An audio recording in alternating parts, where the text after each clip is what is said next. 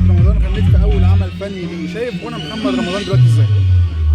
لا هو يعني الحمد لله أنا اشتغلنا اول عمل مع محمد اللي هو انا اللي كتير بلوم نفسي في فيلم الالماني، وربنا يعلم انا وعلاء الشريف المخرج احنا كنا بنقعد نعمل جلسات نفسيه مع محمد، لان محمد كان عنده مشاكل وخايف ان الفيلم ما يكملش. لا ربنا كرمه، وكنت دايما اقول له انت ان شاء الله ربنا هيكرمك يعني ويوفقك.